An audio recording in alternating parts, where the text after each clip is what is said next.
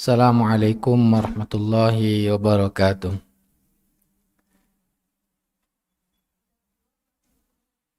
Innal hamdalillah nahmaduhu wa nasta'inuhu wa nastaghfiruh wa na'udzu billahi min syururi anfusina wa sayyiati a'malina.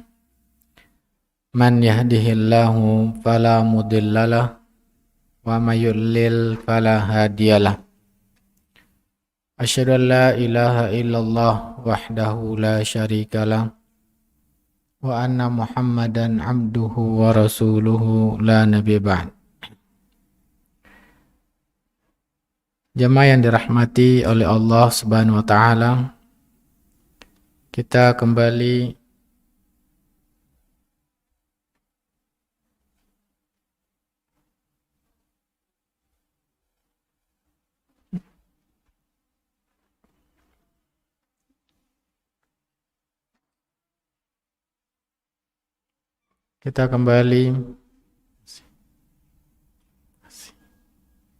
melanjutkan kajian dari kitab Harta Haram Muamalah Kontemporer, yang mana pembahasan terakhir dari kaidah masalah yang diharamkan di dalam muamalah dikarenakan adanya unsur kezaliman di dalam muamalah tersebut.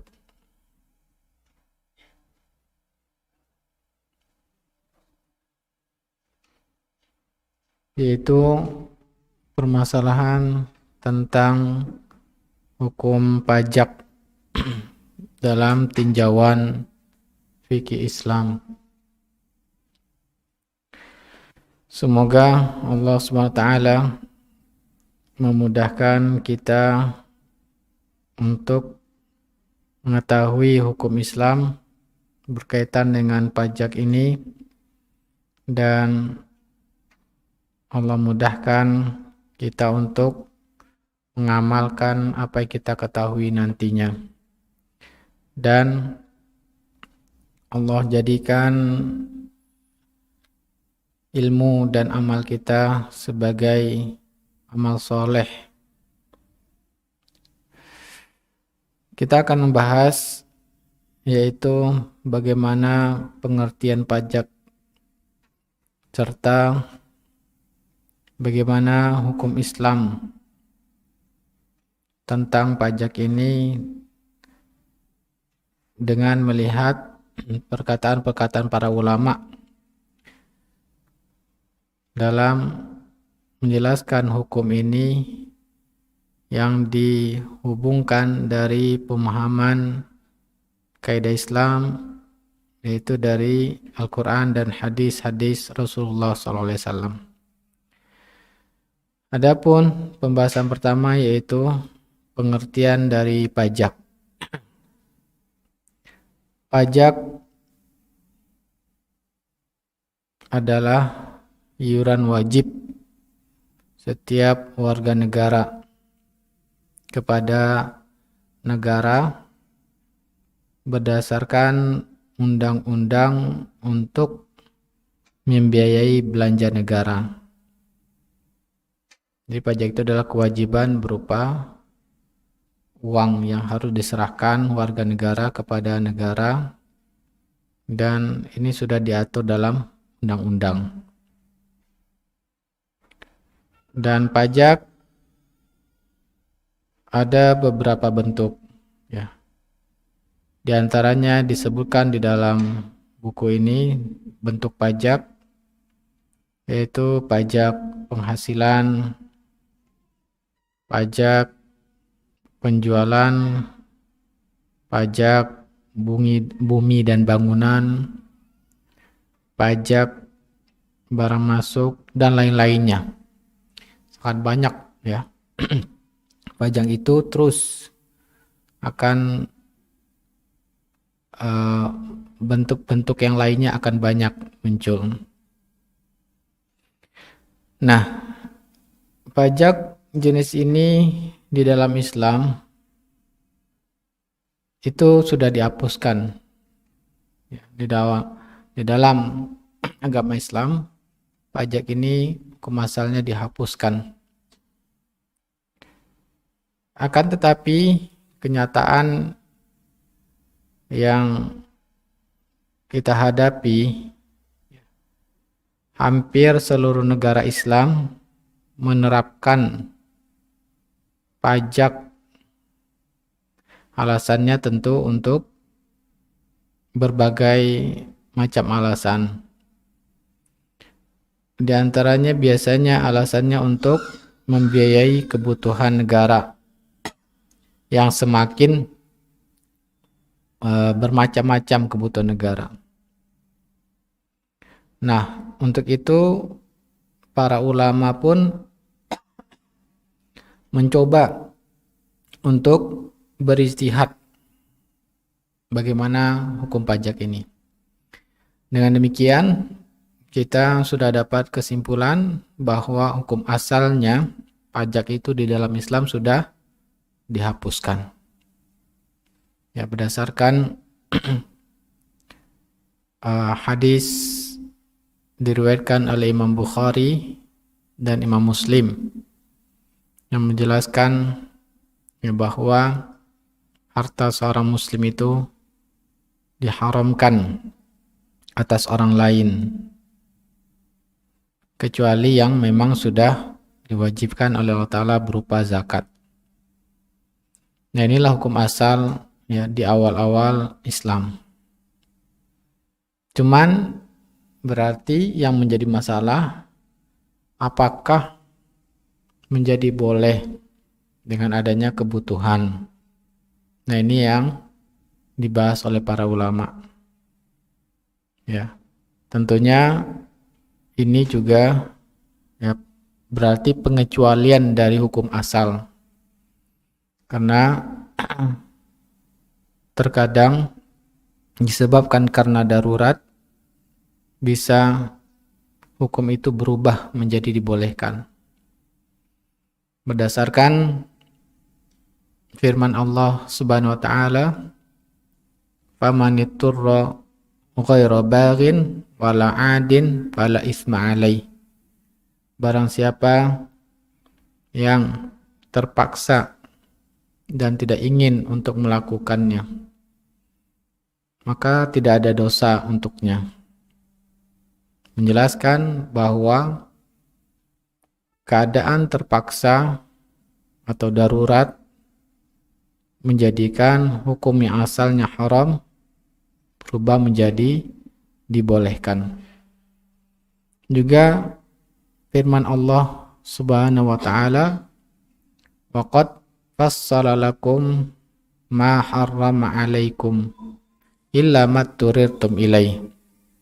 Sungguh Allah telah merincikan kepada kalian yang diharamkan, kecuali kalian terpaksa untuk melakukannya. Berarti pembahasan ulama berikutnya, apakah ini termasuk hal yang terpaksa setiap negara untuk melakukannya sehingga menjadi boleh atau tidak. Maka oleh karena itu kita coba merincikan ya nantinya perkataan ulama tentang hukum pajak ini. Maka di antara ulama ada yang tetap mengharamkan pajak ini. Jadi haram secara mutlak. Dan ada juga yang membolehkan. Tetapi hukum bolehnya karena pengecualian dari yang haram. Tentunya harus ada syarat-syarat agar menjadi boleh. Nah, itu yang harus kita ketahui. Jadi ada dua pendapat ulama. Yang pertama mengharamkan secara mutlak. Yang kedua membolehkan dengan syarat-syarat. Sehingga tidak ada ulama yang membolehkan pajak ini ya secara mutlak secara hukum asalnya tidak ada yang membolehkan. Kenapa tidak ada ulama yang membolehkan? Karena tadi sudah kita jelaskan di awal bahwa Islam mengharamkan harta seseorang itu diambil dengan cara kezoliman, kecuali dengan cara yang keridhaan pihak yang memberikan harta dan juga sesuai dengan syariat Islam. Maka di antara dalil yang menjelaskan bahwa memungut pajak yang dilakukan sebelum Islam itu sesuatu yang haram, dosa besar. Di antaranya hadis yang diriwayatkan oleh Imam Muslim bahwa Nabi SAW bersabda kepada Khalid bin Walid radhiyallahu an yang melemparkan batu kepada wanita yang dirajam dengan lemparan yang sangat kuat sekali. Ya. Kemudian Rasulullah SAW mengatakan pada Khalid, "Mahlan ya Khalid." Pelan-pelan lah wahai Khalid, sabar. Ya, jangan engkau terlalu melemparnya dengan keras. Ya. Fawalladzi nafsi biyadihi, demi Allah, laqad tabat taubatan, sungguh wanita itu telah bertobat kepada Allah Subhanahu wa taala. Jadi Rasulullah SAW mengingatkan Khalid, ya, tobat, bahwa wanita tersebut sudah tobat kepada Allah. Maka ya, melemparkan jangan terlalu keras-keras. Yang mana tobat wanita tersebut, lauta baha sahibu maksin la ghufira lahu. Yang mana seandainya penarik pajak bertobat seperti wanita ini, niscaya dosa penarik pajak itu juga diampuni. Menunjukkan bahwa di sini hadis yang diriwayatkan Muslim ini, orang yang menarik pajak itu ya merupakan dosa yang besar dalam Islam. Kemudian juga sabda Nabi SAW yang diriwayatkan oleh Abu Dawud dan juga Imam Ahmad, yang mana Syalbani menjelaskan hadis ini lemah, tetapi Arnaud mengatakan bahwa hadis ini naik derajatnya menjadi hasan li ghairihi. Hasan li ghairihi karena banyaknya riwayat hadis yang lemah sehingga bisa saling menguatkan, sehingga menjadi hasan, bisa dijadikan sebagai hujjah. Ini yang dijelaskan oleh Arnaud, yaitu ucapan Rasulullah SAW, la yadkhulul jannata sahibu maksin, tidak masuk surga para penarik pajak. Sehingga ya, dengan dalil yang kita bacakan tadi, pendapat pertama dari para ulama mengharamkan, sama sekali tidak boleh negara menarik pajak kepada rakyatnya, karena sudah dihapuskan di dalam Islam. Suatu perbuatan dosa yang besar.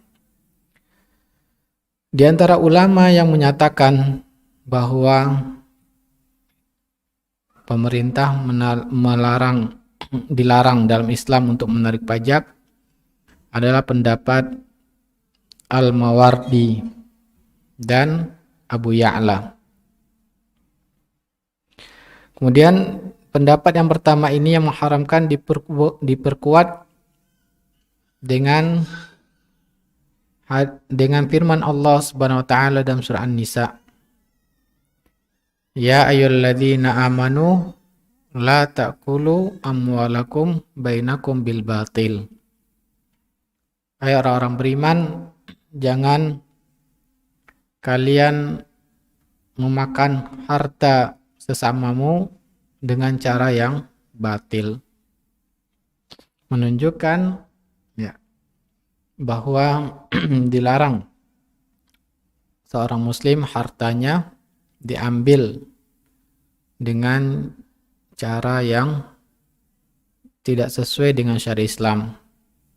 Ya, harus dengan sesuai syariat Islam, diantaranya apakah itu kewajiban melalui Allah, melalui zakat, atau dengan tukar menukar, yaitu dengan jual beli, atau hibah dari orang itu, bukan dipaksa.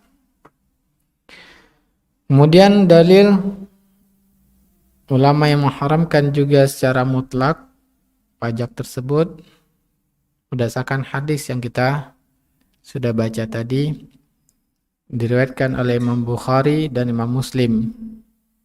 Rasulullah SAW bersabda, fa inna dima'akum wa amwalakum wa a'radakum bainakum haramun. Sesungguhnya darah kalian, wahai kaum muslimin, dan harta kalian dan kehormatan kalian merupakan haram ya atas yang lain. Hadis ini menjelaskan diharamkan seorang muslim membunuh muslim yang lain. Diharamkan seorang muslim mengambil harta muslim yang lain. Diharamkan seorang muslim untuk menodai kehormatan muslim yang lain. Maka pada dasarnya harta setiap muslim itu ya haram untuk diambil tanpa hak, dan pajak ini dilarang oleh Nabi SAW. Tambahan dalil berikutnya,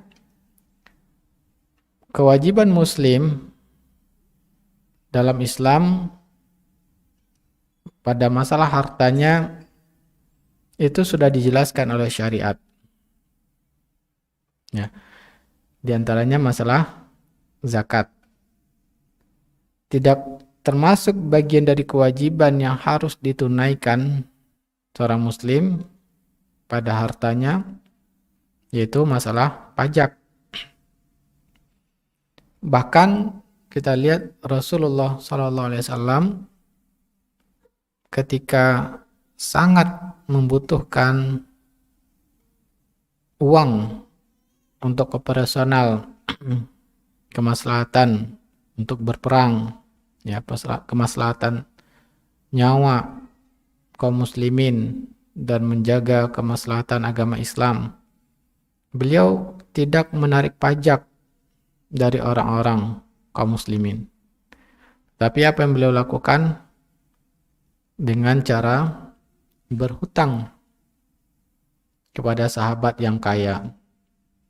Maka kita lihat bahwa sering Rasulullah SAW berhutang yang nanti akan dibayar dari zakat, apakah dari unta zakat atau hewan zakat. Ya. Jadi Rasulullah SAW betul-betul hanya mengelola dari zakat, tidak ada mewajibkan ya kepada muslim untuk negara, kebutuhan negara dengan paksa, dengan pajak. Kemudian dalil berikutnya bagi ulama yang mengharamkan yaitu untuk menutup celah. Jangan sampai ini dilakukan. Ya. Kenapa? Seandainya ini atau pajak itu dibuka, dibolehkan, akan menjadi kesempatan bagi para penguasa yang zalim untuk mengambil harta umat Islam untuk kepentingan segolongan, tetapi ya, mereka melegalkannya atas nama pajak. Nah, sehingga para ulama menutup celah itu, jangan sampai ya dalam Islam adanya pajak agar orang-orang pemimpin-pemimpin yang zalim mereka akan mengambil keuntungan oknum-oknum ya, oknum-oknum pejabat untuk mengambil manfaat dari harta pajak kepentingan diri mereka atau golongan mereka. Kemudian dalil berikutnya, pajak tidak pernah diterapkan para sahabat Nabi SAW selama menjadi penguasa atau khalifah. Jadi pajak ini tidak ada dicontohkan oleh Nabi dan orang-orang sahabat dan tabi'in. Nah, inilah dalil-dalil ulama yang mengharamkan, di antaranya Al-Mawardi tadi. Jadi pajak itu haram secara mutlak. Kemudian kita akan melihat pendapat ulama kontemporer tentang ya pajak ini. Maka para ulama kontemporer membolehkan menarik pajak dalam kondisi dan syarat tertentu. Di antaranya para ulama Andalus. Kemudian Andalus itu Spanyol, ya Bu. Dahulu Spanyol itu merupakan daerah kerajaan yang dikuasai oleh kaum muslimin, dikenal dengan Andalus. Dan di sana pusat peradaban Islam. Banyak ulamanya dahulu di Spanyol itu. Dan ulama-ulama Spanyol ketika itu membolehkan dengan syarat dan ketentuan yang khusus. Ya, kondisi khusus.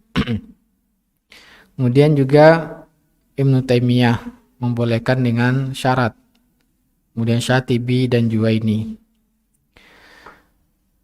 Banyak ulama yang membolehkan dengan kondisi dan syarat tertentu. Pertama, di antara ulama yang membolehkan dengan syaratnya yang pertama yaitu karena ada kebutuhan yang mendesak dan kebutuhan itu real. Ya. Seperti yang dijelaskan para ulama dulu, diantaranya karena harus menghadapi musuh yang hendak menyerang. Jadi perlu persiapan untuk menghadang musuh tersebut. Ibnu Abidin berkata, pemerintah boleh menarik pajak jika ada maslahat untuk warganya. Jadi yang pertama, karena ada kebutuhan, dan kebutuhan itu juga dikembalikan untuk warganya sendiri. Ya. Kemudian syarat berikutnya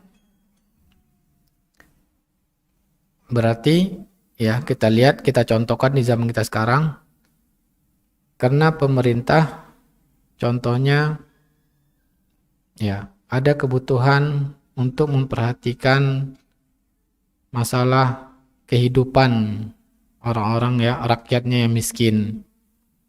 Ya. Yaitu kebutuhan misalkan untuk biaya hidup orang-orang miskin akan disantuni oleh negara, tetapi negara tidak memiliki uang, tetapi negara membutuhkan bentuk tugasnya memperhatikan warga negara yang miskin, yang tidak memiliki pendapatan, akan diberikan santunan misalkan. Nah, ini contoh yang pertama syaratnya. Sehingga harus bikin sekolah, bikin rumah sakit, bikin jalan raya untuk kebutuhan agar hidup ya terpenuhi orang-orang yang rakyatnya yang miskin. Yang kedua, syarat ulama yang bolehkan karena pemasukan negara dari zakat, dari jizyah, yang mana jizyah itu ya harta yang ditarik dari ahli kitab yang tinggal di negeri Islam. Nah, ini salah satu yang bentuk ya dalam Islam itu harta yang wajib dibayarkan, dikeluarkan bagi muslim itu berupa zakat, non muslim berupa jizyah. Yang mana zakat itu kita perhatikan Allah mengaturnya untuk siapa? Asnaf 8. Fakir, miskin, orang yang berhutang, orang yang kehabisan biaya dalam perjalanan, ya, orang-orang yang diharapkan masuk Islam. Nah, memang orang-orang yang lemah. Jadi diambil dari orang kaya diberikan pada orang lemah. Nah, ulama yang bolehkan pajak memang untuk kemaslahatan rakyatnya yang miskin, diambil dari ya orang-orang yang kayanya. Sedangkan yang non-muslim berupa karena dia tinggal di negara Islam, maka ada kewajiban bayar jizyah. Jadi adil di dalam Islam tersebut. Ya, sehingga kalau memang pemasukan dari zakat dan jizyah itu tidak mencukupi untuk membiayai kebutuhan pokok negara. Ya. Dengan kata lain, kas baitul mal kosong. Nah, ini kebutuhannya. Ya, Ibnul Arabi berkata, kas negara habis dan kosong, baru boleh akhirnya. Jadi sudah diterapkan zakat dan sudah diterapkan jizyah, ternyata masih kurang. Nah, kemudian ada kebutuhan lanjutan yang pokok bagi masyarakat, baru itu dibolehkan. Nah, ini kita bahas tentang hukum Islam ya.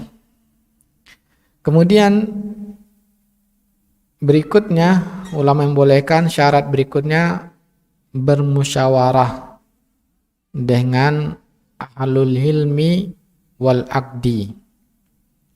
Maksudnya pemerintah harus bersinergi dengan para ulama dalam menariknya, dalam membuat aturan-aturan penyaluran zakatnya, aturan penyaluran pajaknya. Ya. Jadi ini tidak bisa dipisahkan dalam mengelola pajak itu, harus para ulama diminta pendapatnya. Karena para ulama lah yang paling mengerti dengan hukum Islam. Ya. Ibnul Arabi berkata, tidak halal mengambil harta warga negaranya kecuali untuk kebutuhan mendesak dengan cara adil dan dengan musyawarah kepada para ulama. Nah, inilah syarat berikutnya. Kemudian ulama yang bolehkan yang syarat berikutnya yaitu ditarik dengan cara yang adil. Di antaranya hanya mewajibkan pada harta orang yang kaya dan mampu. Kita lihat ya, dalam zakat, berarti konsepnya sama dengan zakat. Zakat hanya orang-orang yang kaya. Nah, orang yang memang untuk kebutuhan pokok saja tidak mampu, maka tidak boleh ya dikenakan pajak. Al-Haytami berkata, menolak mudarat umat merupakan menghilangkan hal yang sulit bagi umat ya, merupakan tanggung jawab bagi orang yang mampu.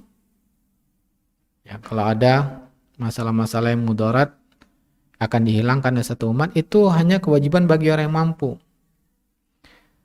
yaitu orang-orang yang memiliki kelebihan harta setelah dikeluarkan kebutuhan pokoknya. Dan inilah ya Al-Haytami mengatakan tidak mungkin. Nah, dalam Islam itu berarti kita harus perhatikan diri kita sendiri dahulu. Ketika kita sudah mencukupi kebutuhan kita, baru kita memberikan pada orang lain. Nah, ini harus kita ingat-ingat ya. Sering kita lihat kesalahan kaum muslimin mengorbankan dirinya dalam masalah dosa, ya. Tapi untuk kemaslahatan orang lain. Contohnya apa? Contohnya kita membantu orang lain, tetapi akhirnya anak-anak kita kelaparan. Mungkin kitanya mampu untuk menahan lapar, tapi anak kita kelaparan, akhirnya minta-minta ke orang lain. Maka kita berdosa. Ini dilarang oleh Rasulullah SAW. Ketika salah seorang sahabat ya akan menyerahkan seluruh hartanya setelah meninggal, diwasiatkan untuk disedekahkan, dilarang oleh Nabi SAW. Nabi mengatakan, engkau tinggalkan keluargamu dalam keadaan kecukupan lebih baik daripada engkau tinggalkan mereka dan meminta-minta.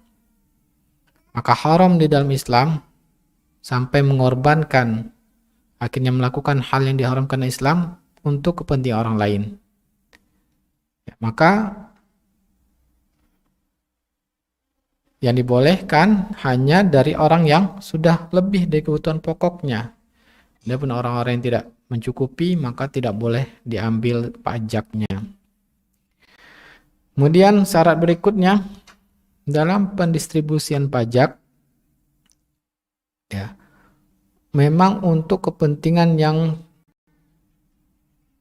dibutuhkan, kebutuhan pokok tadi, ya, kebutuhan pokok, maka tidak boleh didistribusikan untuk hal-hal yang bersifat kemewahan, ya. Memang yang mendesak bolehnya pajak. Tapi kalau pendistribusiannya untuk sesuatu yang dalam apapun selalu ada kebutuhan pokok, ada yang lebih dari kebutuhan pokok.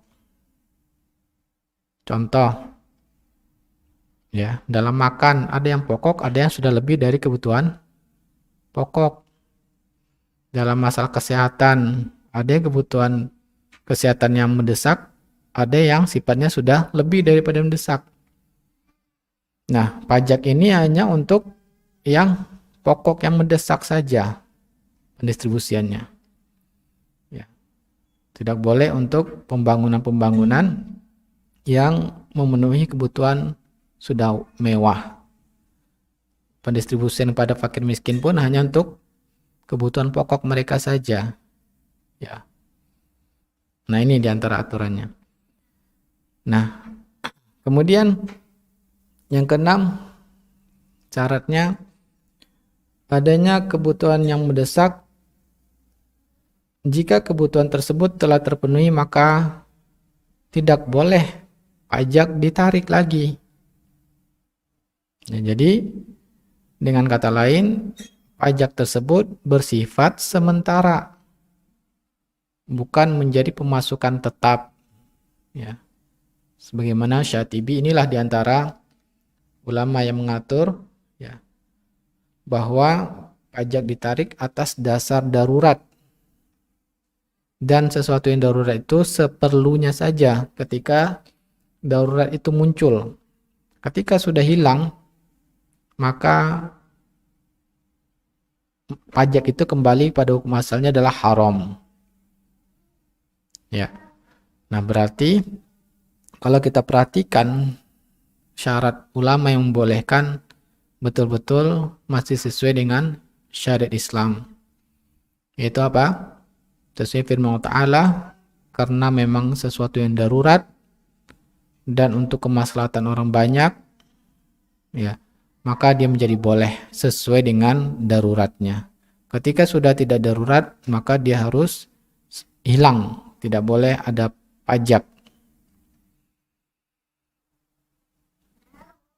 Dalil ulama yang membolehkan dengan bersyarat, diantaranya ayat-ayat tentang kewajiban berjihad, ya, untuk difa, untuk membela diri, dan tolab, dan menyebarkan Islam. Yaitu firman Allah Subhanahu wa taala, wa a'iddu lahum mastata'tum min quwwatin wa min ribatil khail turhibuna bihi aduwallah wa aduwakum wa akharina min dunihim la ta'lamunahumullah ya'lamuhum wa ma tunfiqu min syai'in fi sabilillah yuwaffa ilaikum wa antum la tuzlamun. Yang mana Allah berfirman, dan siapkanlah untuk menghadapi musuh, yaitu persiapkan kekuatan apa saja yang kamu sanggupi, ya, apa saja yang kamu sanggupi, berupa kuda-kuda yang ditambat untuk berperang.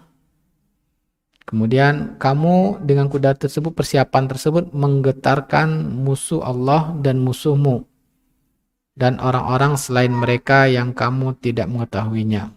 Sedang Allah mengetahuinya. Apa saja yang kamu nafkahkan pada jalan Allah, niscaya akan dibalasi dengan cukup kepadamu. Dan kamu tidak akan dianiaya.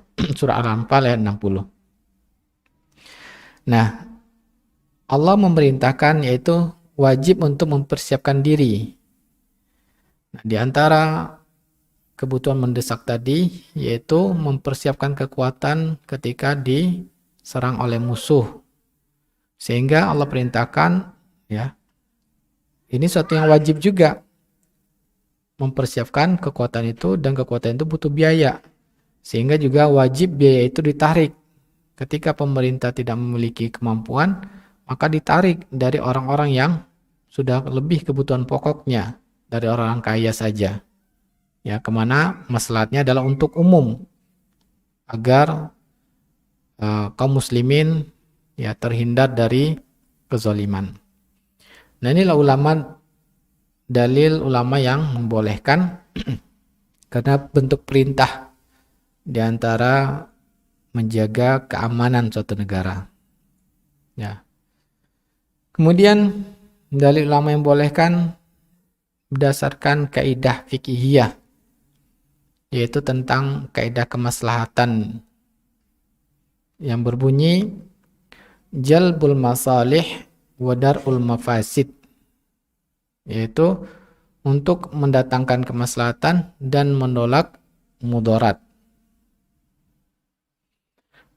Kaidah ini diterapkan andai tidak ditarik pajak, maka negara tidak bisa berjalan karena kekurangan pemasukan dana, dan muncul mudarat yang, ya, terjadi, yang mana memang tugas suatu negara mengatur hidup orang banyak, ya. Maka mudarat tersebut dihilangkan dengan melakukan mudarat yang lebih kecil, yaitu apa? Diwajibkan pada orang-orang kaya, ya, untuk kemaslahatan lebih umum, bukan orang kaya saja, orang miskin pun akan terlindungi. Jadi menzolimi sebagian orang yang orang itu memang sudah mampu, ya, tapi kemaslahatannya jauh lebih besar untuk orang itu sendiri, akan mendapatkan maslahat, dan orang-orang yang miskin pun akan mendapatkan maslahat. Nah, inilah dalil tentang untuk menguntungkan, mendatangkan maslahat, dan mudarat, menolak mudarat. Kemudian dalil ulama yang membolehkan dengan syarat, yaitu analogi, dengan menganalogikan pada kasus seorang wali itu adalah orang yang ditugaskan untuk mengurus harta anak yatim. Ya, apakah ibunya yang akan mengurus anak yatim atau pamannya yang mengurus anak yatim? Maka Allah membolehkan bagi wali yang karena mengurus anak yatim sehingga butuh biaya pokok hidupnya, ya, sehingga wali tersebut boleh menggunakan harta anak yatim tersebut tapi dengan cara yang ma'ruf. Ma'ruf itu cara baik dan disesuaikan dengan kebutuhan pokok masyarakat setempat. Jadi bolehnya, ya, wali anak yatim tersebut kan untuk kebutuhan pokoknya, untuk makan dari anak yatim tersebut, nah itu masih dibolehkan. Maka tidak boleh lebih dari kebutuhan pokok. Ya. Nah, menunjukkan bahwa pemerintah ketika harus mengurusi orang-orang kaya juga dan orang-orang miskin juga, dan tidak cukup uangnya untuk mengurusi itu, boleh menggunakan, mewajibkan kepada orang kaya, ya, yang mampu, yang memang untuk kebutuhan pokok negara saja. Tidak boleh untuk kebutuhan yang mewah. Apakah untuk gaji aparatur negaranya yang mewah atau fasilitasnya mewah, itu tidak boleh. Ya, hanya yang kebutuhan pokok saja. Nah, kemudian berikutnya dalil yang membolehkan, ya, karena adanya kebutuhan mendesak. Yang mana kaidahnya para ulama yang dijelaskan oleh Al-Juwaini dan Al-Ghazali, al-hajah tunazzalu manzilat ad-darurah ammatan kanat aw khassah. Suatu kebutuhan bisa disamakan dengan hal darurat, ya, jika memang dibutuhkan oleh masyarakat umum. Nah, kebutuhan bisa menjadi suatu yang darurat. Contohnya fasilitas, ya, pendidikan yang merata bagi warga negara atau rumah sakit atau jalan untuk semua orang bisa melakukan kegiatan, ya, dengan baik. Maka hajat ini, kebutuhan ini bisa dijadikan sebagai darurat. Nah, wallahu ta'alam, ya, pendapat yang membolehkan dengan syarat ini kuat karena masih kuat dengan dalil-dalil yang sudah dijelaskan. Maka tentu ketika kita menguatkan pendapat yang membolehkan dengan bersyarat ini, harus menanggapi dalil yang mengharamkan secara mutlak. Maka tanggapan ulama yang mengharamkan secara mutlak, ya, kita katakan ayat dan hadis yang mengharamkan mengambil harta orang lain dengan tanpa hak tidak menafikan adanya kewajiban dalam harta terhadap kerabat dan fakir miskin. Nah, misalkan, ya, memang Allah hanya mewajibkan zakat, jizyah tadi. Tapi ketika keluarga kita ada yang miskin dan kita mampu, wajib kita menafkahinya, kalau tidak berdosa. Ya. Contohnya, ya, tadi saya ditanya oleh seorang ibu, bolehkah seorang ibu memberikan bantuan kepada anaknya, ya, yang butuh, tapi tidak memberi bantuan pada anak yang lain karena tidak butuh? Maka sama dengan ini. Kalau orang tuanya mampu dan anaknya memang kena kebutuhan pokok, itu memang boleh dan bahkan wajib hukumnya. Kalau anak yang lain juga tidak mampu untuk membantu, yang mampu hanya orang tua. Tapi hanya untuk kebutuhan pokok, bukan untuk kebutuhan yang lebih dari pokok. Kalau kebutuhan lebih dari pokok, maka anak yang lain juga harus dikasih tahu. Karena itu menjadi hadiah Orang tua Allah perintahkan i'dilu baina auladikum, berlaku adillah pada anak kalian. Jadi ayat-ayat mewajibkan kepada karib kerabat dan tetangga yang kaya untuk membantu kerabat dan tetangga yang kekurangan dalam memenuhi kebutuhan pokok mereka. Jadi ada kewajiban yang lain, yaitu untuk membantu orang lain yang memang memenuhi kebutuhan pokok mereka. Inilah dalil, dan pajak yang ditarik atas kebutuhan pokok sebuah negara lebih penting daripada kebutuhan individu. Ya, jadi bantahannya bahwa kebutuhan negara ini adalah untuk orang banyak. Tentu lebih utama, ya, untuk membantu orang-orang miskin secara umum dan untuk operasional yang pokok suatu negara masih boleh menggunakan pajak. Ya, yang betul-betul kebutuhan pokok.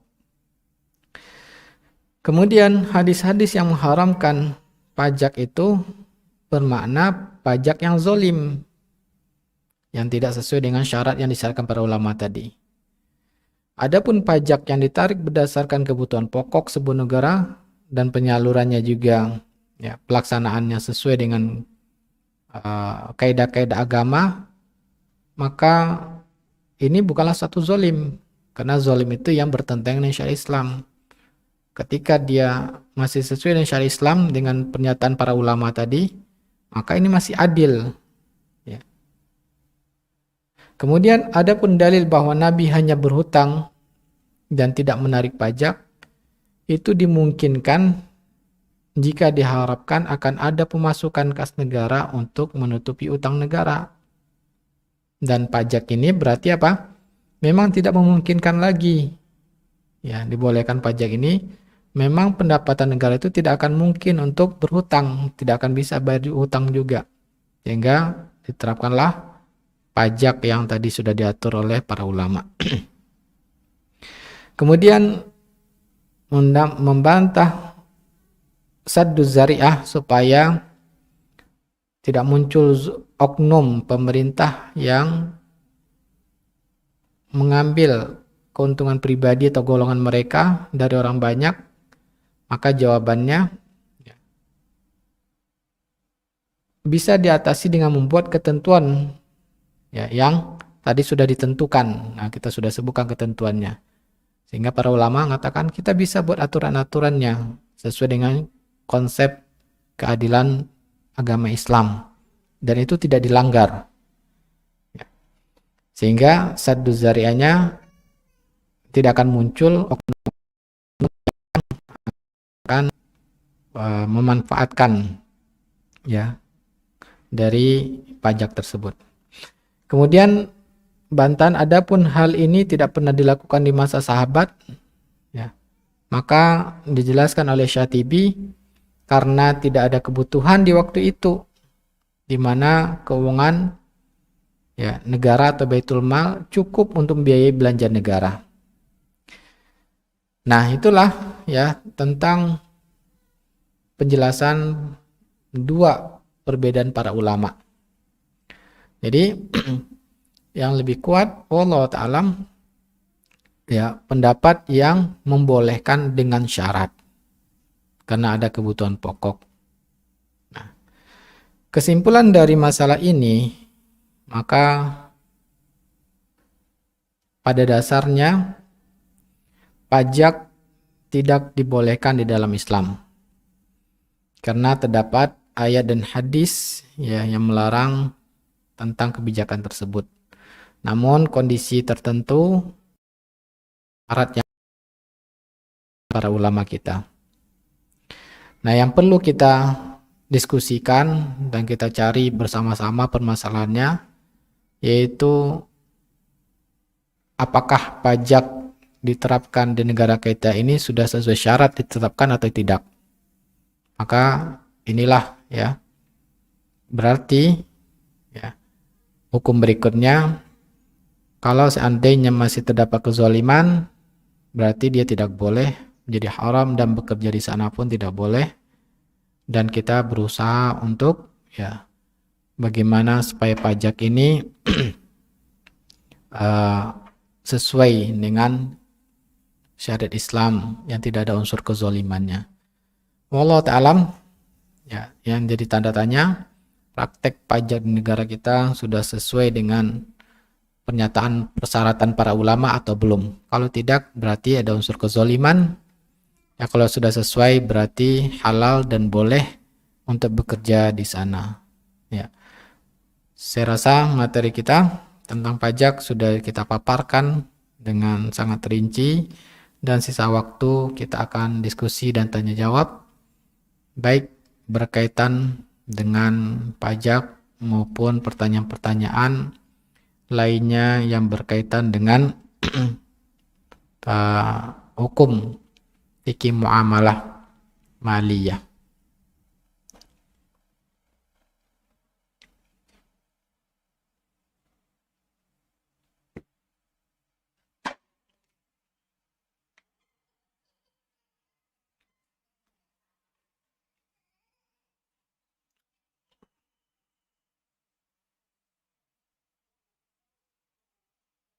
Atau ada masukan dari ibu-ibu, apakah lanjut pembahasan tentang gharar atau cukup pembahasannya, Bu?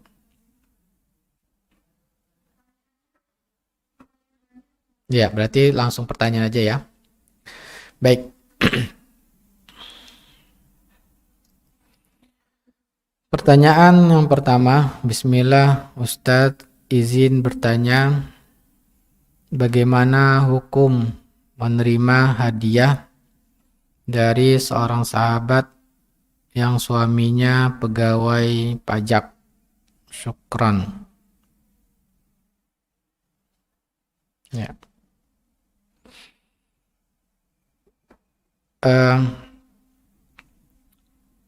Kalau kita melihat bahwa suami atau teman kita itu ada pendapatan lain dari selain bekerja di pajak, maka hukumnya boleh. Ya. Kenapa?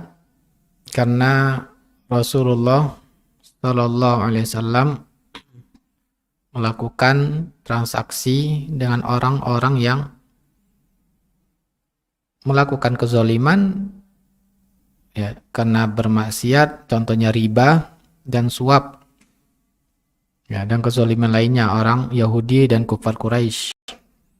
Mereka, harta mereka bercampur halal dan haram, dan Nabi bermuamalah dengan mereka, bisa jual beli, bisa menerima hadiah. Nabi menerima hadiah dari Yahudi, jual beli dengan Yahudi, menerima hadiah dari orang non muslim, ya. Maka tapi dengan syarat orang itu memang bercampur pendapatannya halal dan haram.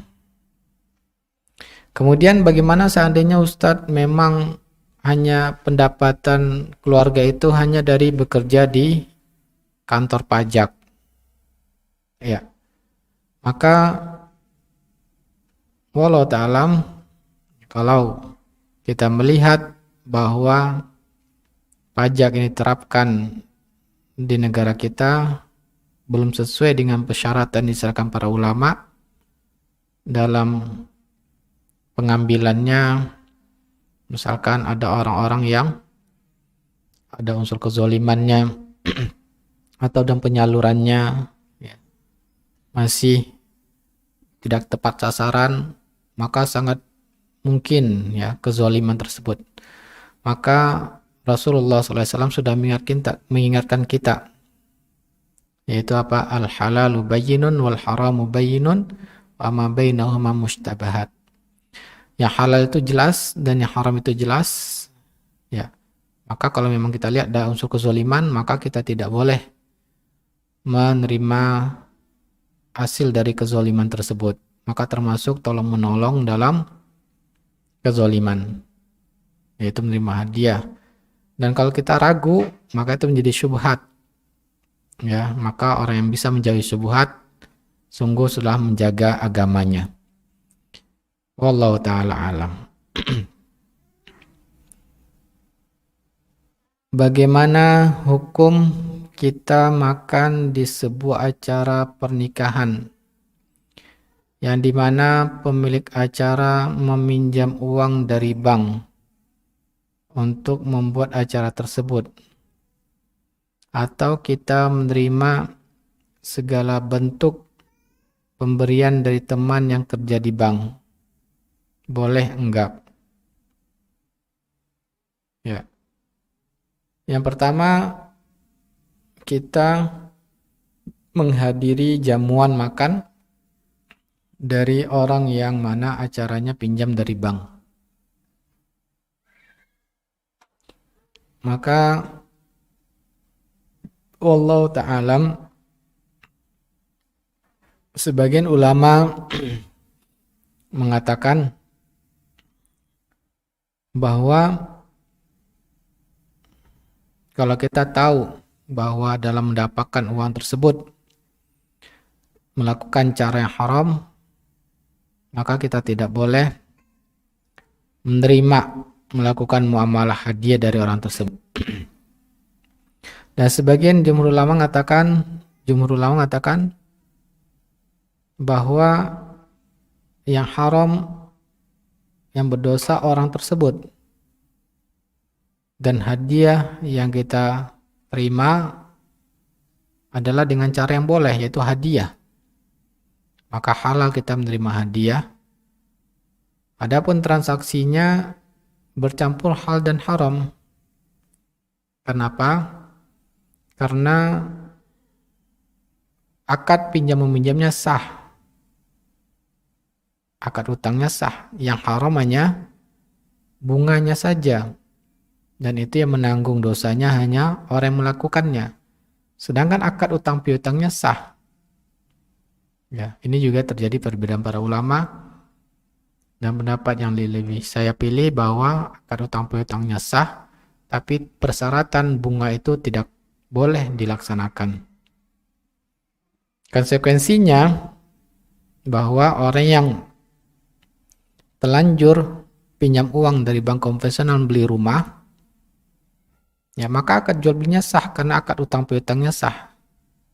Tapi dia tidak boleh membayar bunganya. Ya, begitu juga dengan akad utang piutang dengan bank, pinjam uang dengan bunga untuk acara pernikahan, akad utang piutangnya sah. Boleh. Karena terpenuhi rukun dan syarat utang piutang. Tapi yang berdosa karena dia melakukan ribanya.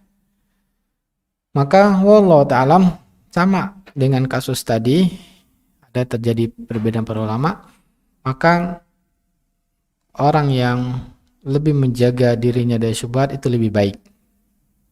Ya. Karena ada syubhatnya, ya. Karena yang sebagian ulama mengatakan yang haram itu mengalahkan yang halal. Ya. Sehingga yang bekerja di pegawai pajak tadi juga begitu, maka ya kalau kita menghindari berarti kita sudah menjaga agama kita. Wallahu ta'ala. Kemudian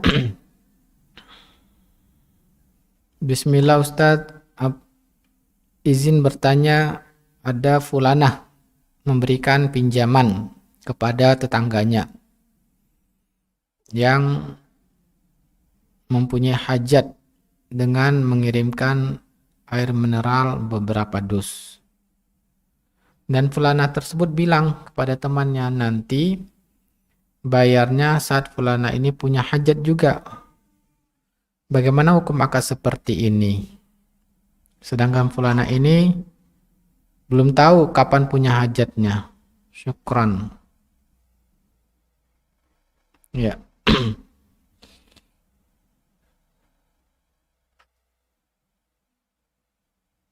Ini hadiah ya. Hadiah dengan syarat ini. Hadiah dengan syarat.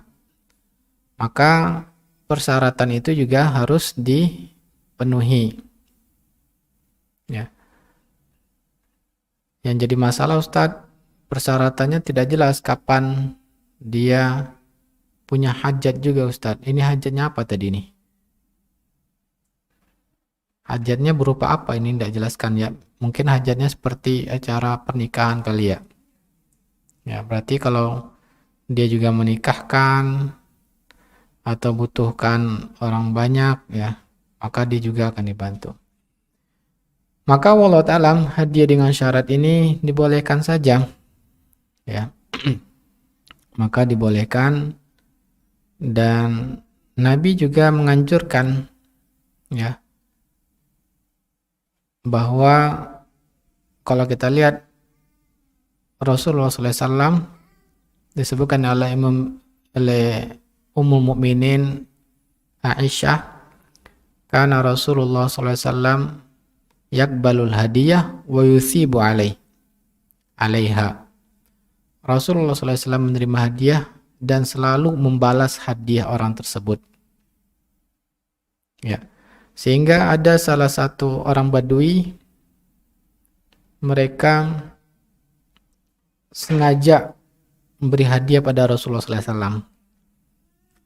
Maka Nabi membalasnya, dikasih lagi balasan oleh Nabi. Maka Nabi mengatakan, sudah cukup belum balasannya? Maka Badui tersebut mengatakan belum. Ya. Kemudian dikasih lagi oleh Nabi hadiah lagi, sudah cukup belum? Belum. Nah, dari dalil ini menjelaskan, para ulama mengatakan bahwa Nabi paham, ya, ketika seorang berikan hadiah tersebut akan niatnya untuk akan dibalas juga hadiahnya, maka kita harus membalasnya. Nah, sehingga ini dilakukan Nabi. Maka kalau ada orang-orang yang berikan hadiah pada kita, memang tujuannya supaya nanti dia punya kebutuhan juga akan dibantu, maka ini dibolehkan. Ya, masih sesuai dengan tujuan Islam, tolong menolong dalam kebaikan. Wa ta'awanu 'alal birri wat taqwa. Inilah dalil ulama yang mengatakan bahwa, ya, kalau memang masyarakat tersebut memang kebiasaannya ketika ada yang hajat, kebutuhan dibantu dengan niat nanti akan dibantu lagi, itu dibolehkan saja, tidak ada masalah. Ya. Kecuali, ya, maka yang berlaku di masyarakat tersebut, ya, ini tidak bertentangan dengan syariat Islam. Wallahu alam, sesuai dengan syariat Islam, maka dia masih berlaku.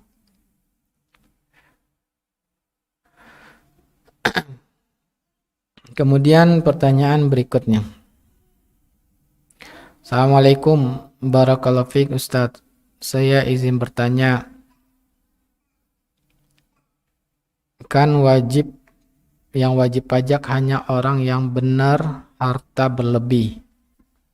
Tetapi sifat manusia terkadang ada saja yang merasa selalu kurang. Bagaimana cara untuk selalu bersyukur? Jazakallah khair. Waalaikumsalam warahmatullahi wabarakatuh. Saya kira pertanyaan tentang pajaknya. Ternyata pertanyaan tentang bersyukurnya, ya. Ya. Baik, bagaimana cara bersyukur? Alhamdulillah, ini pertanyaan bisa kita jawab sampai waktu 1 jam ini, insya Allah. Harusnya kajiannya khusus ini, bagaimana cara bersyukur. Baik, ya, kita ingat pesan Rasulullah Sallallahu Alaihi Wasallam kepada Hakim bin Hizam, yang mana Hakim bin Hizam meminta kepada Rasulullah Sallallahu Alaihi Wasallam, maka diberi oleh Rasulullah, dan kemudian kembali minta kedua kalinya dan diberi juga oleh Rasulullah. Ketiga kali minta, ya, kemudian juga diberi oleh Rasulullah. Nah, kemudian setelah ketiga itu Nabi melihat bahwa Hakim bin Hizam perlu nasihat supaya menjadi orang yang tidak gampang untuk meminta-minta, tidak gampang untuk merasa kurang. Karena Hakim sampai 3 kali tetap merasa kurang, ya. Maka Rasulullah SAW memberikan ada lebih baik. Kita lihat bahwa dalam Islam itu ketika memang butuh boleh meminta, tidak ada masalah, halal hukumnya. Ketika memang kita sangat butuh, halal. Tapi Nabi mengajar kepada Hakim bin Hizam ada yang lebih utama daripada meminta terus merasa kurang walaupun untuk kebutuhan pokok. Maka Rasulullah SAW mengatakan, ya ibna akhi, wahai keponakanku, inna hadzal mal hulwun khadiratun, sungguhnya harta ini ya, manis dan hijau. Setiap manusia pasti mencintai harta, karena memang Allah ciptakan tabiat kita itu, hati kita semuanya sangat mencintai harta. Allah mengatakan, wa tuhibbunal mala hubban jamma, dan kalian ya sangat mencintai harta. Hubban jamma itu sangat-sangat mencintai harta. Maka memang sudah tabiat manusia itu ya kecenderungan akan hatinya itu pada harta. Maka tidak ada manusia yang tidak memikirkan harta. Pasti seluruh manusia hatinya sangat menyukai harta. Maka Rasulullah SAW mengingatkan supaya jangan sampai kita ya sangat mencintai harta tersebut. Akhirnya apa? Diingatkan oleh Rasulullah SAW bahwa barang siapa yang mencari harta dengan jiwa yang bersih, maka Allah akan berikan kepada berkahan pada hartanya. Jiwa yang bersih itu maksudnya apa? Yaitu dengan rasa mencari harta memang karena kebutuhan dan merasa cukup dengan apa yang sudah diberikan Allah. Ya. Dan Rasulullah SAW mengatakan, wa man yu'iffa nafsahu yu'iffahu Allah. Barang siapa yang menjaga kehormatan dirinya, Allah akan menjaga kehormatan dirinya. Jadi bekerja supaya tidak meminta-minta pada orang lain. Kemudian Nabi mengatakan, barang siapa yang merasa cukup, maka Allah akan cukupkan. Nah, jadi mencari harta itu nasihat Nabi karena kebutuhan dan dia wajib, dan setiap harta yang kita dapatkan kita wajib merasa syukur. Ya. Maksudnya apa? Bahwa harus merasa cukup dengan apa yang diberikan Allah Ta'ala. Pasti ini cukup. Karena Allah tidak mungkin ya akan memberikan harta yang tidak cukup bagi kita. Karena Allah mengatakan, wa may yattaqillah ya yarzuqhu min haitsu la yahtasib. Barang siapa yang betul-betul bertakwa pada Allah, Allah akan berikan ya harta yang tidak disangka-sangka. Kemudian wa may yattaqillah yaj'al lahu makhraja. Barang siapa yang bertakwa pada Allah, Allah berikan padanya jalan keluar. Bahwa kalau kita betul-betul bertakwa pada Allah, di antara bentuk takwa kita, Allah memerintahkan kita merasa cukup. Karena takwa itu menjalankan perintah, meninggalkan larangan. Allah memerintahkan ya dalam masalah harta ini kita harus merasa cukup. Memang awalnya berat merasa cukup ini, tapi ketika kita sabar, berusaha mengatur keuangan, ya, mengatur keuangan yang sebaik mungkin, belanja betul-betul kebutuhan pokok, ya, kemudian bersyukur pada Allah, alhamdulillah, ini rezeki dari Allah, dan ini pasti cukup. Kita lihat, ya, Rasulullah SAW, bahkan Abu Hurairah, kalau saya tidak salah pernah nyampaikan di sini. Beliau sampai merasa mau pingsan seperti orang kesurupan ketika masih menjadi penduduk Ahlus Suffah, yaitu mereka Ahlus Suffah orang-orang yang datang dari luar kota Madinah. Abu Hurairah kalau tidak salah dari Yaman ya, dari Yaman. Akhirnya betul-betul fokus belajar Islam, belajar hadis dari Nabi. Abu Hurairah termasuk sahabat yang belakangan masuk Islam, tapi betul-betul fokus untuk belajar dengan Nabi, sehingga ya makannya itu betul-betul bantuan dari sahabat yang lain. Nah, Abu Hurairah mengatakan, pernah suatu ketika saya sangat kelaparan, sampai ya nggak sadarkan diri. Orang-orang mengira saya kesurupan. Ya, kenapa? Karena menahan lapar. Dan beliau tidak pernah meminta. Ya, jadi memang kadang-kadang kita harus untuk merasa cukup itu harus berat. Nah, kita lihat bagaimana Abu Hurairah. Nah, apa yang terjadi? Ya, Abu Hurairah setelah itu Allah menjadikan Abu Hurairah termasuk orang yang kita tahu ya di harta haram bagaimana Abu Umar bin Khattab memarahi Abu Hurairah. Masih ingat ceritanya Ibu? Yang mana Umar mengatakan ketika diangkat jadi khalifah, jadi gubernur, wahai Abu Hurairah, hartamu begitu banyak, kamu saya pecat, kamu musuh Allah, melihat hartanya begitu banyak. Maka Abu Hurairah mengatakan, saya bukan musuh Allah, harta saya adalah dari yang halal. Setelah dalam masalah korupsi ini kayaknya ya. Setelah diperiksa oleh Umar ternyata benar, harta Abu Hurairah ini dari yang halal semuanya, berkembang. Allah jadikan keberkahan pada hartanya. Padahal Abu Hurairah waktu awal-awal itu bagaimana keadaannya? Sampai mau pingsan. Orang-orang mengatakan saya orang kesurupan. Ternyata karena apa? Menahan lapar. Nah, ini merasa cukup menjaga kehormatannya untuk tidak meminta-minta. Ya, sehingga nasihat bagi kita, wajib setiap muslim itu ketika Allah berikan rezeki harus merasa cukup dan harus mengaturnya. Ya, mengatur mana yang paling penting itu dahulukan. Kalau masih ada sisa baru digunakan untuk yang kebutuhan berikutnya. Nah, itu juga.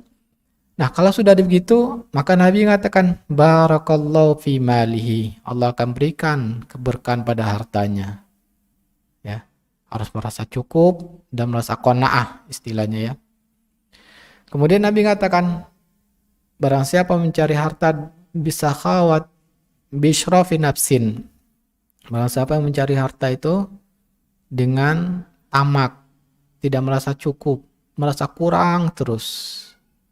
Nah, ini yang kebanyakan kita. Sudah punya penghasilan masih kurang. Demo. Ya. Padahal sudah Allah berikan rezeki. Kita lihat ke bawah. Ketika kita berada dalam satu posisi, lihat orang di bawah kita. Jangan lihatnya ke atas. Nah, ini juga dijelaskan para ulama, di antara kita menjadi jarang bersyukur, melihatnya kepada orang-orang kaya, bertemannya orang kaya terus. Harusnya kita melihat, ya ketika obatnya kita berteman dengan orang kaya, juga berteman dengan orang-orang di bawah kita, sehingga kita lebih bersyukur. Ya, misalkan nih ibu-ibu nih habis jalan dengan teman-teman yang punya ya lebih dari kita, maka kita juga berteman ya orang di bawah kita. Kita tahu bagaimana mereka lebih kurang dari kita, sehingga kita lebih bersyukur. Habis jalan tempat yang mewah, jalan juga tempat-tempat yang orang-orang yang pemukiman yang di bawah kita. Lihat bagaimana kehidupan mereka. Mereka ya Allah pasti mencukupkan kebutuhan kita, rezeki kita, tidak mungkin sampai mati kita, Bu. Nah, ketika kita tidak merasa cukup dan akhirnya Allah tidak memberikan keberkahan pada harta kita. Ya, sebanyak apapun harta kita pasti merasa kurang. Memang tabiat manusia begitu. Rasulullah SAW mengatakan, "Lau kana libni Adam wadiyani min dhahabin labtawa thalithahuma." Seandainya anak Adam itu memiliki dua lembah penuh dengan emas, ya, tapi karena jiwanya tidak dibiasakan untuk merasa cukup, pasti tetap akan mencari yang ketiga. Nah, jadi rahasianya apa?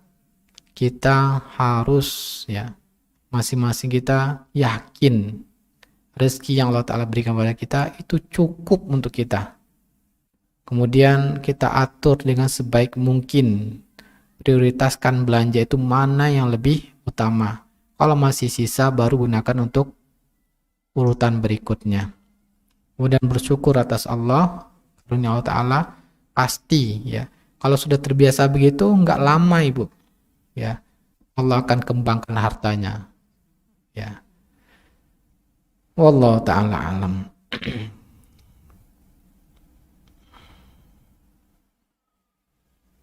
Karena belum tentu orang banyak harta itu dia sudah merasa cukup. Dia merasa kurang terus. Nah, itu merupakan kesengsaraan yang sulit obatnya. Kecuali dia harus merasa cukup. Semoga Allah melindungi dan menjaga Ustadz dan ummahat semua. Izin bertanya terkait materi waris. Jika seorang bapak meninggalkan satu istri, satu anak laki-laki kandung, satu anak kandung perempuan, satu saudara laki-laki seibu,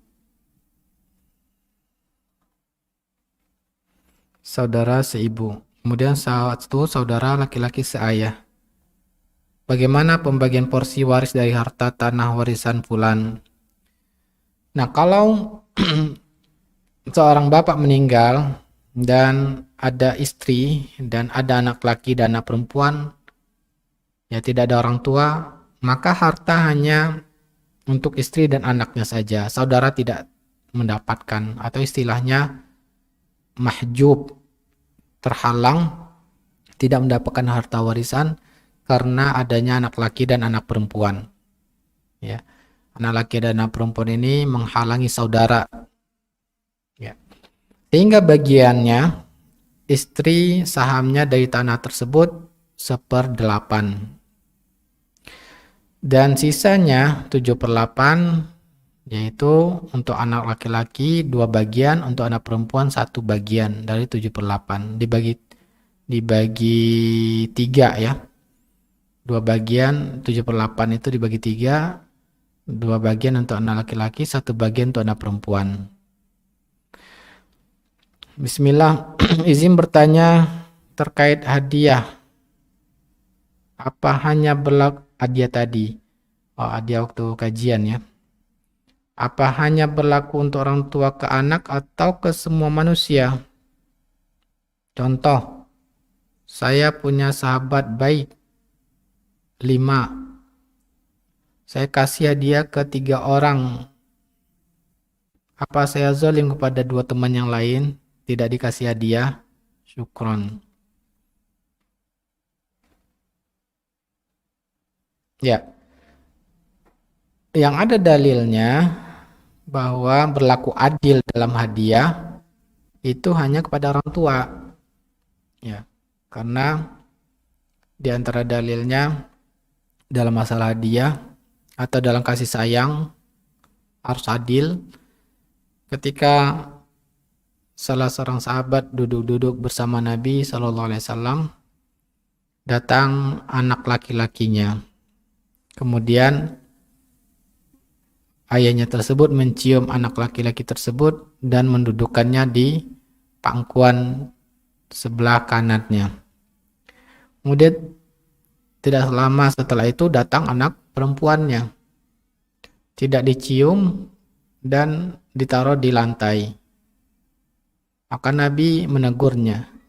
Berlaku adillah kepada anakmu. Bukankah masih ada pangkuan sebelah kiri? Ya, dan engkau tidak menciumnya. Dalam kasih sayang pun Nabi memerintahkan orang tua untuk berlaku adil. Ya. Sehingga begitu juga perintah untuk berlaku adil dalam hadiah. I'dilu baina auladikum. Berlaku adil lah pada anak kalian. Berlaku adil dalam nafkah, berlaku adil dalam hadiah. Nah, ya, berarti dalam hadiah satu anak dikasih hadiah juga anak lain harus dikasih hadiah. Kemudian satu anak dikasih uang jajan, anak lain juga harus dikasih uang jajan. Satu anak dikasih kebutuhan pokoknya, anak lain juga dikasih kebutuhan pokoknya. Nah, itu perintah untuk berlaku adil pada orang tua. Sedangkan pada teman, ya, hanya kewajiban untuk membantu karib kerabatnya. Hanya kewajiban untuk kalau memang orang dekat, ya, ini bukan walaupun karib kerabat, tapi teman dia yang tahu bahwa temannya memenuhi kebutuhan memerlukan kebutuhan pokoknya dan dia yang tahu. Ya, tentu dia juga sebagai muslim wajib membantu muslim yang lain untuk memenuhi kebutuhan pokoknya. Tapi kalau hadiah itu ya boleh bebas, tidak ada kewajiban untuk harus dikasih hadiah juga pada teman yang lainnya. Wallahu taala alam. Karena sama muslim itu al muslim akul muslim, seorang muslim itu adalah saudara muslim. Maka ketika saudaranya butuh kebutuhan pokok dan dia mampu, wajib dia untuk membantunya kalau dia juga mampu. Kemudian juga di Nabi, orang muslim itu seperti bangunan yang satu, saling menguatkan. Orang ini sering minta bantuan ke saya, tapi hidupnya selalu ingin dilihat wah. Sedangkan pas tidak punya pinjam ke saya. Hah? Sedangkan pas tidak punya pinjam ke saya. Oh, ada komanya ya. Dan saya tidak mau memberikan pinjaman itu. Apakah saya termasuk zalim?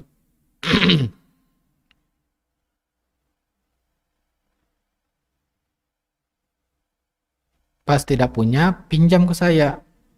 Tapi hidupnya mewah. Ya. Selalu ingin dilihat mewah. Selalu ingin dilihat mewah. Wallahu ta'ala, kalau memang hidupnya mewah dan dia pas tidak punya pinjam ke kita, maka apakah kita berdosa tidak meminjamkannya? Ya. Apakah saya termasuk zalim karena tidak meminjamkan orang yang butuh? Akad utang piutang itu hanya dianjurkan, mustahab, ya, disunnahkan. Ketika kita tidak melakukannya maka tidak berdosa. Ya, itu yang pertama harus kita ketahui. Ya, dianjurkan kita untuk meminjamkan bagi orang yang dianjurkannya pun bagi orang yang butuh. Sedangkan kalau orang tersebut akhirnya tidak bisa memenuhi kebutuhan karena hidupnya mewah, ya, maka kalau kita ingin meminjamkan harus menasihati dia, yaitu kehidupannya yang melebihi, tidak sesuai dengan hukum Islam.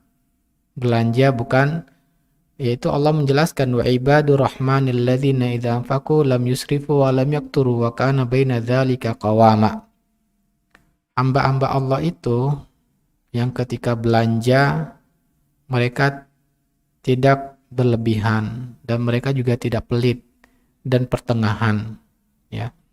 Jadi Islam memerintahkan juga dalam masalah makanan, minuman, kita tidak boleh berlebihan. Wa kulu washrabu wa la tusrifu.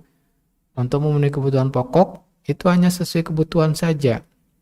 Apalagi kalau sampai bukan untuk kebutuhan pokok, maka ini sesuatu yang haram, maka wajib kita mengingatkan saudara kita. Ingatkan, ya, tidak boleh berlebih-lebihan. Akhirnya tidak punya uang, ya ini karena ya tidak menjalankan syariat Islam. Nah, kalau kita pinjamkan maka kita dapat pahala dengan cara menasihatinya dan pinjamkan untuk kebutuhan pokoknya, semoga bertobat. Kalau kita tidak pinjamkan pun tidak berdosa, tidak termasuk kezaliman. Wallahu taala alam. Bismillah, Assalamualaikum Ustadz. Saya mau bertanya bagaimana hukumnya hasil dari pegadaian sawah.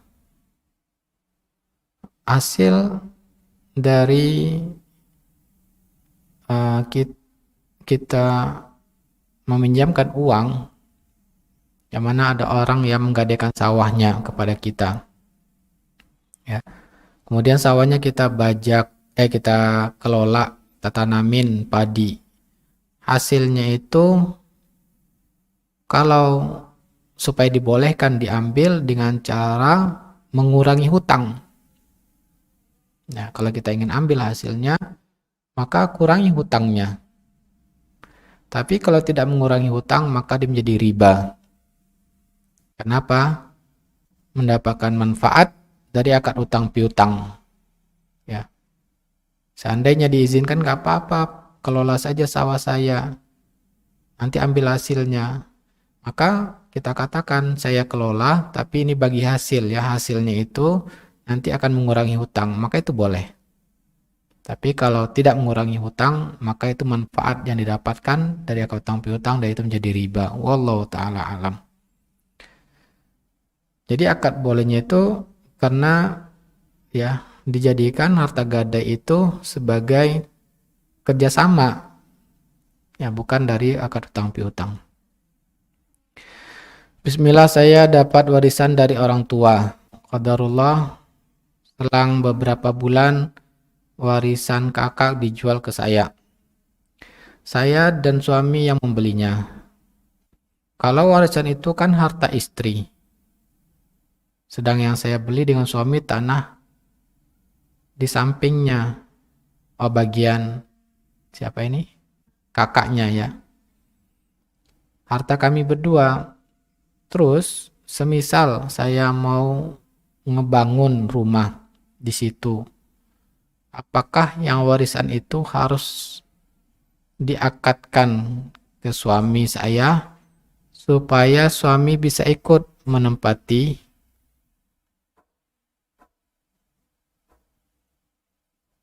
membangun rumah di situ? Maksudnya di mana ini? Oh, di tanah warisan istri, ya. Jadi bukan di tanah yang dibeli berdua. Hah? Bukan?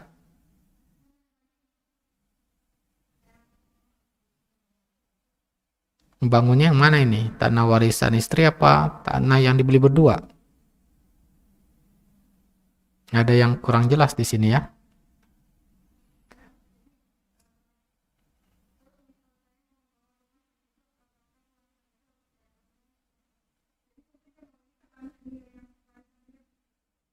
Bukan yang dibeli berdua ya. Ngapain dijelaskan beli berduanya? Ah, jadi bercampur, bagian istri lebih banyak karena ada tanah warisan dan juga harta tanah yang belinya. Suami sedikit. Nah, supaya suami ikut menempati apakah harus diakatkan? Ya. Nah, iya, Ibu, harus diperjelas. Kan tanah suami hanya sebagian kecilnya yang dibeli oleh suami uang itu. Nah, berarti ada saham suami juga. Nah, bagaimana? Silakan ya dirapatkan saja suami istri. Nah, kamu kalau menempatin rumah ini haknya hanya sebesar uang kamu, sisanya bagaimana? Sewa nggak ke saya atau gimana? Ya, itu terserah kesepakatan suami istri aja. Yang penting hak kepemilikan jelas. Ya, kalau istrinya mau menghadiahkan pada suami, ya berarti mendapatkan pahala hadiah. Ya, apalagi pada orang yang suaminya sendiri. Ya, Masya Allah nih istrinya lebih kaya dari suami kayaknya ya. Ya, harus diperjelas supaya tidak menyebabkan perselisihan dan anak-anak juga tahu ya bahwa harta, karena banyak terjadi perselisihan pada anak karena tidak tahu cerita bagaimana suami istri mendapatkan harta. Maka itu harus diperjelas saja supaya tidak menimbulkan, belum tentu suami istri ya masih tetap suami istri, karena suami istri itu dia ikatannya tertentu. Maksudnya apa? Kalau sudah mati atau cerai, hilang ya ikatannya. Ya, hilang ikatannya. Nah, siapa tahu nanti suatu saat qadarullah berpisah, maka bisa menyebabkan perselisihan. Begitu banyak perselisihan terjadi, kenapa? Akhirnya hartanya nggak bisa diperjelas, nggak bisa dijual, nggak bisa dimiliki. Kenapa? Masing-masing mengaku tapi nggak ada bukti. Ya, mengaku ini harta saya, oh ini harta saya, tapi nggak punya bukti. Akhirnya masing-masing pihak jadi tidak bisa mengambil hartanya sendiri. Maka sebaiknya diperjelas supaya tidak menyebabkan perselisihan berikutnya dan tidak merugikan masing-masing. Bismillah, Fulana berhutang ke A. Kemudian dia mau menjual logam mulianya ke A. Bagaimana cara jual belinya? Apakah harus bayar dulu logam mulianya atau boleh dipotong dari hutangnya? Boleh. Ya, potong hutang boleh. Dengan syarat penentuan potong hutangnya, ya, pembayarannya itu dalam majelis yang sama. Maksudnya apa? Begitu berhadapan, baik ya, mulai telepon maupun langsung offline, katakan telepon nggak bisa ya, telepon emasnya nggak diterima ya. Berarti memang harus langsung ketemuan. Emasnya terima, maka dikatakan utang kamu lunas sebagai pembayaran ini. Nah, itu menjadi tunai. Wallahu ta'ala. Bismillah Ustadz. Afwan izin bertanya, bolehkah menjual rumah dengan cara di KPR-kan, baik syariah ataupun KPR konvensional? Syukran jazakallah khair Ustadz. Maksudnya pemilik rumah yang langsung akan meng-KPR-kan atau dijual ke bank syariah atau dijual ke bank konvensional, kayaknya gitu ya. Kayaknya nggak mungkin orang pribadi akan melakukan kredit ya. Nah, wallahu ta'alam, kalau ke bank syariah ya tentu harus dipenuhi hukum syariah. Ibu hanya menjual saja ke bank syariah, setelah itu ibu tidak tahu bagaimana prakteknya. Kalau memang demikian boleh ya. Tapi kalau bank konvensional, maka nasihatkan pembelinya bahwa jika dia muslim, ya maka katakan ini tidak boleh, ini riba. Nggak apa-apa katanya, saya nggak apa-apa melakukan riba, saya menanggung dosanya, biar saya masuk neraka nanti. Ya, kalau sudah diingatkan dan dia tetap melakukannya, maka kita tidak boleh ada tanda tangan dalam akad jual belinya. Ya, Allah Ta'ala, hukum jual beli kepada bank itu boleh saja. Ya, karena yang melakukan jual beli bank ke nasabah sudah kita ingatkan ada unsur hal yang dilarang dalam Islam. Ya, Allah Ta'ala. Bismillah, bagaimana cara pembagian nafkah kepada istri? Selama ini saya dititipi uang. Kayaknya belum selesai juga masalah nafkah nih ya.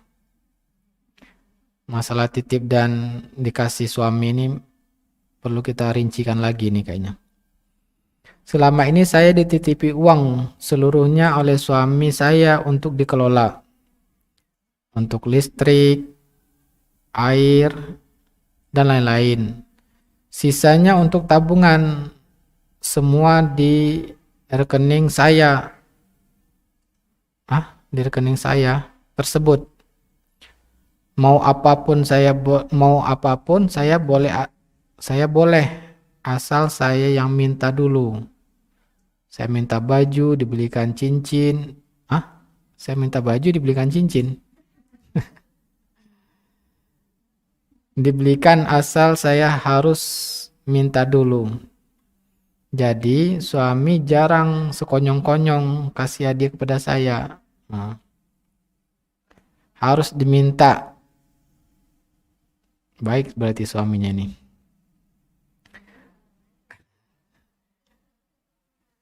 Kata suami, gimana mau kasih hadiah? Kan uangnya dipegang kamu semua. Ya. Nah, kenapa saya katakan baik ya? Karena hadiah apapun sudah ada di tangan istri. Tinggal ngasih tahu aja. Ini luar biasa suaminya ya. Ambil saja, beli sendiri. Tapi saya maunya tuh dikasih tanpa diminta gitu. Ya kasih kan sebagai suami. Kalau maunya begitu ibu, sampaikan kamu aja pegang uang, saya dibelikan hadiah. Nah gitu ya. Apakah kebutuhan istri seperti makan, tempat tinggal, pakaian semua sudah tercukup?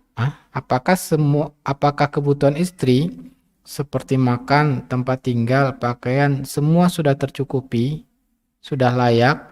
itu sudah cukup tanpa suami kasih uang jajan terpisah untuk istri. Oke. Dan apakah saya berdosa tidak bersyukur jika punya pikiran suami pelit? Karena tidak kasih hadiah kecuali kalau diminta. Mohon pencerahan mengenai nafkah Ustadz. Syukron.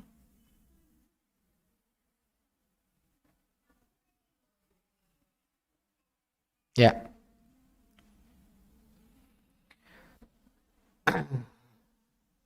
Kalau kita bicara masalah kewajiban suami kepada istri, maka yang wajib itu adalah kebutuhan pokok, ya.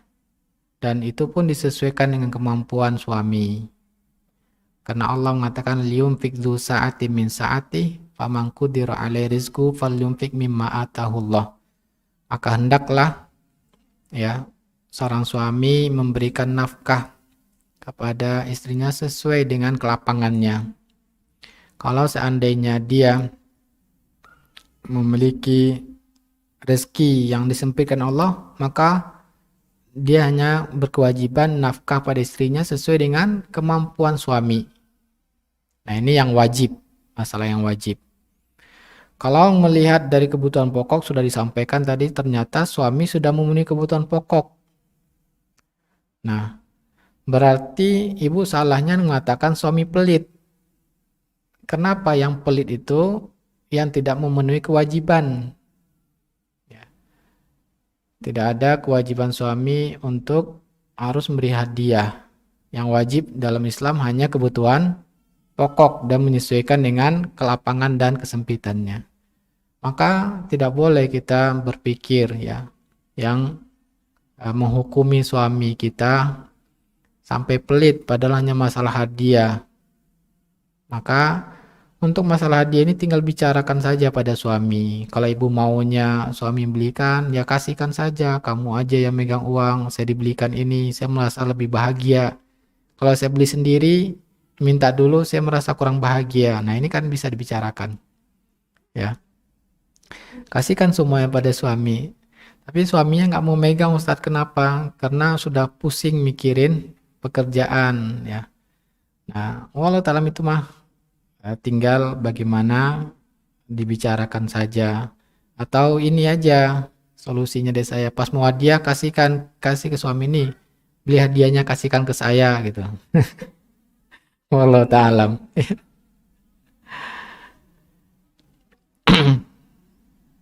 Jadi kesalahannya mengatakan suami pelit. Nah, ini salah, ya. Assalamualaikum Ustadz. Apakah dalam memberi bantuan atau zakat ada persyaratan tertentu? Misalkan orang yang kita bantu atau yang kita berikan zakat ternyata masih sering merokok, juga sering meninggalkan sholat, menunda-nunda sholat. Apakah boleh kita memberikannya kepada orang yang demikian? Mohon nasihatnya Ustadz. Ya, maka zakat disalurkan kepada yang muslim. Nah, ini berkaitan yang sholat. Nah, orang yang tidak sholat, maka ya meninggalkan sholat atau menunda-nunda sholat. Maka orang yang meninggalkan sholat dia, ya, ini termasuk yang dikatakan Nabi, al-ahdu bainana wa bainam as-sholat. Perjanjian antara kita dengan non-muslim adalah sholat. Dan kemudian juga sholat ini merupakan rukun Islam yang kedua. Kalau tidak dikerjakan berarti akan merusak Islam seseorang tersebut. Jumhur ulama mengatakan orang yang tidak mengerjakan sholat, ya, memang tidak mengerjakan sholat, maka keislamannya sudah hancur, ya, karena dia pondasi Islamnya harus dengan sholat. Kalau tidak sholat berarti hilang keislamannya. Tapi kalau sekali sholat sekali tidak hanya karena malas, maka ada ulama mengatakan tidak keluar dari Islam, tapi dia wajib untuk diperintahkan dan dihukum oleh pemimpin. Nah, kalau menunda-nunda sholat, ya, menunda-nunda sholat Ini juga termasuk perbuatan dosa, juga merokok termasuk perbuatan dosa. Maka kalau kita salurkan harus menasihatinya dulu. Ya, menasihati supaya jangan sampai uh, harta ini malah digunakan untuk sesuatu yang haram. Saya akan berikan, tapi syaratnya yang pertama tadi kalau tidak sholat, ya karena memang tidak mau, maka ini tidak boleh diberikan, karena diberikan pada muslim. Tapi kalau memang masih sholat, maka perintahkan itu sholat, kita bikin perjanjian bahwa diberikan dengan syarat untuk mau mengerjakan sholat. Yaitu perjanjiannya, atau meninggalkan rokok. Wallahu ta'alam. Kalau tidak, kita dikhawatirkan membantu orang yang bermaksiat kepada Allah. Bismillah. Assalamualaikum. Semoga Allah merahmati Ustadz dan kaum muslimin. Amin. Izin bertanya, apakah perhiasan yang suami berikan kepada istri sebagai hadiah dihitung untuk perhitungan zakat mal? Kan itu sudah harta istri. Bertanya apa membantah saya ini, Bu? Saya belum menjawab tapi sudah membantah. Kan itu sudah harta istri. Apakah digabung harta istri dan suami dalam perhitungan nasab, bukan nasab, nisab, ya, nisab untuk zakat mal? Syukran. Nah, makanya betul bantahan ibu itu kan sudah harta istri. Iya betul, dalam zakat itu ya menghitungnya atas individu kepemilikan masing-masing. Yang suami zakatnya dari harta suami, istri zakatnya dari harta istri. Gitu cara menghitungnya. Ya, tidak digabungkan antara suami dan istri dikeluarkan zakatnya. Ya. Wallahu ta'ala. Alhamdulillah, selesai ya sama pertanyaan. Ini udah semua. Kita cukupkan. Semoga materi dan diskusi kita, tanya jawab kita diberkahi Allah Ta'ala, dan kita tutup majelis ini dengan doa kafaratul majelis. Subhanakallahumma bihamdika asyhadu an la ilaha illa anta astaghfiruka wa atubu ilaik. Wassalamualaikum warahmatullahi wabarakatuh.